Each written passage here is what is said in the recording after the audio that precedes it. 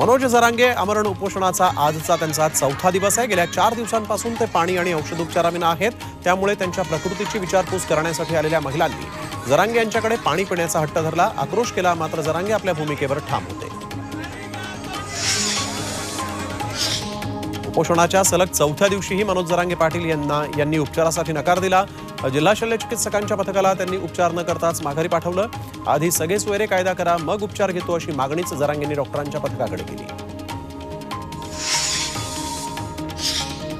राज्याचं 20 फेब्रुवारीला एक दिवसीय विशेष अधिवेशन बोलावण्यात आलेलं आहे। मराठा आरक्षणावर कायदा पारित करण्यासाठी हे विशेष अधिवेशन बोलावल्याची माहिती सूत्रांकडून मिळते। यात सगळे सोयरे शब्दाच्या अनुषंगानं कायदा पारित होऊ शकतो असं देखील सूत्रांकडून कळतंय। सगळे सोयरेच्या मागणीवर जरांगे ठाम असून 4 दिवसांपासून ते आमरण उपोषणावर आहेत। भाजप पक्षात प्रवेश करण्यासाठी अशोक चव्हाण मुंबईत भाजप कार्यालयामध्ये दाखल होताच त्यांचं जल्लोषात स्वागत करण्यात आलं। मुंबई अध्यक्ष आशिष शेलार, प्रवीण दरेकर आणि गिरीश महाजन यांनी कार्यालयातून बाहेर येत अशोक चव्हाणांचं स्वागत केलं। त्यांचं अभिनंदन करत भाजप नेत्यांनी त्यांना मिठी देखील मारली होती। अशोक चव्हाणांच्या भाजप प्रवेशानंतर नांदेडमध्ये भाजपनं जल्लोष केला। भाजप पदाधिकारी कार्यकर्त्यांच्या उपस्थितीत जल्लोष करण्यात आला। हनुमानपेठ भागामध्ये भाजपचे कार्यकर्ते मोठ्या संख्येने जमले होते। चव्हाणांच्या प्रवेशानंतर ढोल ताशे वाजवत फटाके फोडून चव्हाणांच्या प्रवेशाबाबत आनंद व्यक्त करण्यात आला। काँग्रेसचे आणखी 2 आमदार भाजपच्या गळाला लागणार असल्याची सूत्रांची माहिती आहे। येत्या आठवड्यामध्ये 2 आमदार हे राजीनामा देण्याची शक्यता आहे। नांदेडमधील देगलूरचे आमदार जितेश अंतापूरकर राजीनामा देण्याचा अंदाज आहे, तर नांदेड दक्षिणचे आमदार मोहनराव हंबर्डे हे देखील काँग्रेसचा हात सोडण्याची माहिती मिळते आहे। भाजप हे घोटाळेबाजांचं सरकार असून भाजपमध्ये आता घोटाळेबाजच प्रवेश करतील अशी टीका ठाकरे गटाचे आमदार नितीन देशमुख यांनी अकोल्यामध्ये केली। भविष्यात कुणाचे गुन्हे दाखल असलेले आणि तुरुंगात असलेली लोक देखील भाजपमध्ये प्रवेश करतील असा टोला त्यांनी लगावला। अशोक चव्हाणांच्या जाण्यानं धक्का बसला नसल्याचं खासदार विनायक राऊतांनी म्हटलं। ज्या केंद्रानं ज्याप्रमाणे नेत्यांच्या मागे शुक्लकाष्ट लावलेलं आहे त्यामुळे तुरुंगापासून वाचण्यासाठी अशोक चव्हाण भाजपमध्ये गेल्याचं राऊत यांनी म्हटलंय। इतर पक्षातील लोकांना घेऊन भाजपला सावरावं लागतंय, हे मोदींचं दुर्दैव आहे अशी ही टीका त्यांनी केली। नांदेडचे माजी खासदार भास्करराव पाटील खदगावकर यांनी अशोक चव्हाणांसोबत जाणार असल्याचं जाहीर केलं। अशोक चव्हाणांचे भाऊजी असलेले खदगावकर चव्हाणांसोबत बिनसल्यामुळे काही वर्षांपूर्वी भाजपवासी झाले होते। त्यानंतर पुन्हा ते काँग्रेसमध्ये आले। आता चव्हाणांमुळे खदगावकर पुन्हा एकदा भाजपमध्ये जाणार आहेत। अशोक चव्हाणांच्या भाजप प्रवेशाबाबत हिंगोलीचे खासदार हेमंत पाटील यांना विचारलं असता अशोक चव्हाणांनी आता कटुता संपवली पाहिजे असं आवाहन हेमंत पाटलांनी केलं। काही कारणानं विरोध करत असताना शिवसेना आणि काँग्रेसमध्ये काही मुद्द्यांवरून कटुता निर्माण झाली असंही त्यांनी म्हटलंय। अहमदनगरमधल्या राहुरीत उद्धव ठाकरेंनी शरद पवार गटाचे आमदार प्राजक्त तनपुरे यांना मिश्किल सवाल केलाय। या ठिकाणी सभेसाठी आलेल्या उद्धव ठाकरे यांचं स्वागत तनपुरे यांनी केलं। त्यांना पाहून काय रे बाबा जागेवर आहेस ना असा सवाल उद्धव ठाकरेंनी केला आणि यानंतर हशा पिकला। यावर हसतच तनपुरे यांनी देखील जागेवरच आहे अशी ही ग्वाही दिली। आमच्याकडे रोजच नाट्यसंमेलन होतं, त्यामुळे कोण आमच्या बाजूला येऊन बसेल काही सांगता येत नाही अशी प्रतिक्रिया अशोक चव्हाणांच्या भाजप प्रवेशानंतर उदय सामंत यांनी दिली। आम्ही 16 महिन्यांपूर्वी झेंडा हातात घेतला होता, आता आणखीन एका नेत्यानं झेंडा हाती घेतल्याची मिश्किल टिप्पणी लातूरमध्ये सामंत यांनी केली। केंद्रीय गृहमंत्री अमित शाह यांचा 15 फेब्रुवारीचा महाराष्ट्र दौरा रद्द झालेला आहे। ते अकोला, जळगाव, संभाजीनगरचा दौरा करणार होते। या दौऱ्यामध्ये अशोक चव्हाणांचा भाजप प्रवेश होईल असं बोललं जात होतं। मात्र अशोक चव्हाण भाजपमय झाल्यामुळे अमित शहांचा दौरा रद्द झाल्याची माहिती समोर आली आहे।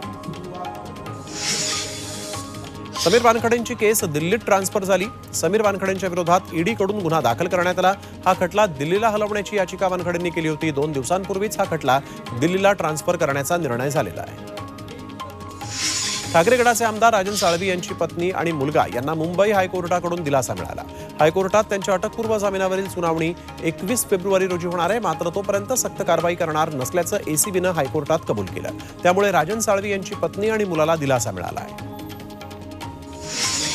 राष्ट्रवादी काँग्रेसमधल्या आमदार अपात्रतेचा निकाल उद्या येण्याची शक्यता आहे। विधानसभा अध्यक्ष राहुल नार्वेकर उद्या यावर निकाल देणार असल्याची चर्चा आहे। सुप्रीम कोर्टानं 15 फेब्रुवारीपर्यंत अपात्रतेचा निकाल देण्याचे निर्देश दिले आहेत। त्यामुळे उद्याच या प्रकरणाचा निर्णय येणार असल्याचंही बोललं जात आहे।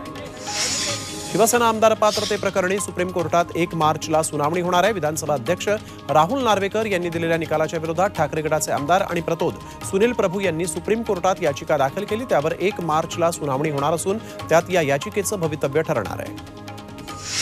ठाकरे गटाच्या वतीनं शिवसेना डीजी समन्वयकांच्या नियुक्त्या करण्यात आल्या। शिवसेनेचा विचार सोशल मीडियाच्या माध्यमातून तळागाळातील जनतेपर्यंत पोहोचवण्यासाठी हा निर्णय घेतलाय। मुंबईतील सर्वच 227 शाखांच्या माध्यमातून हे डीजी शिवसेनेची विकास कामं, सामाजिक उपक्रम आणि स्थानिक शाखेतील अपडेट माहिती पोहोचवणार आहेत। एकनाथ खडसे भाजपमध्ये येण्यासाठी जोरदार प्रयत्न करतायत असा गौप्यस्फोट गिरीश महाजनांनी केला। केंद्रातून आणि राज्यातून खडसेंचे प्रयत्न सुरू असल्याचंही महाजनांनी म्हटलंय। तर गिरीश महाजनांचा दावा खडसेंनी ट्विट करून फेटाळला। आपल्याविषयी संभ्रम निर्माण व्हावा म्हणून अफवा पसरवला जात असल्याचा दावा खडसेंनी केलाय। मी राष्ट्रवादी काँग्रेस पक्ष कधीही सोडणार नाही आणि राष्ट्रवादी काँग्रेस पक्ष शरद पवार गटातच राहणार। कार्यकर्त्यांनी, नागरिकांनी अशा अफवांकडे दुर्लक्ष करावं असं खडसेंनी म्हटलंय। पत्रकार निखिल वागळेंवरील हल्ल्याच्या निषेधार्थ नाशिकमध्ये निदर्शनं करण्यात आली। पुण्यामध्ये निर्भय बनो कार्यक्रमाच्या वेळेस वागळेंसह ॲडव्होकेट असीम सरोदे आणि सामाजिक कार्यकर्ते विश्वंभर चौधरींवर हल्ला झाला होता। त्याच्या निषेधार्थ संवेदनशील नाशिककर पुरोगामी परिवर्तनवादी संघटनेनं आंदोलन करत दोषींवर कारवाईची मागणी केली।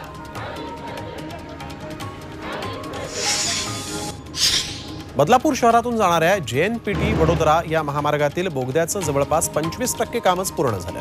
2 मार्गिका असलेल्या या बोगद्याचं पनवेल आणि बदलापूर भागातील बेंडशीळ अशा दोन्ही बाजूनं काम सुरू आहे। जुलै 2025ला या बोगद्याचं काम पूर्ण होईल।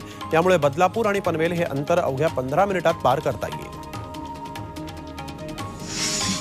शिक्षकांसाठी एक महत्त्वाची बातमी। 9वी ते 12वी पर्यंतच्या शिक्षकांसाठी TET म्हणजेच शिक्षक पात्रता परीक्षा अनिवार्य होण्याची शक्यता आहे। केंद्रानं असा प्रस्ताव ठेवला आहे। यानुसार एखादा शिक्षक TET उत्तीर्ण झाला ती मान्यता आयुष्यभर वैध करण्याची योजना आहे।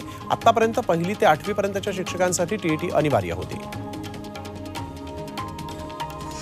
नागपूर आणि नाशिक नंतर कोल्हापुरात देखील वन विभागाच्या भरती प्रक्रियेत गोंधळ पाहायला मिळाला। कारण कागदपत्र तपासणी संदर्भातल्या 2 वेगळ्या तारखा मिळाल्यामुळे उमेदवार संतापले। लेखी परीक्षेमध्ये चांगल्या पद्धतीनं गुण मिळवूनही तारखांचा घोळ झाल्यामुळे परीक्षार्थींची डोकेदुखी वाढली आहे। नाशिक महापालिकेची दुसऱ्या टप्प्यातील नोकर भरती अडचणीत आली। महापालिकेचा आस्थापना खर्च 41% पोहोचलेला आहे। तर सरकारनं आस्थापना खर्चाची शिथिल केलेली अट डिसेंबर 2023 मध्ये संपुष्टात आली आणि त्यामुळे छत्रपती संभाजीनगरच्या धर्तीवर नाशिकमध्ये सुद्धा ही अट शिथिल करायची विनंती सरकारला करण्यात आली आहे।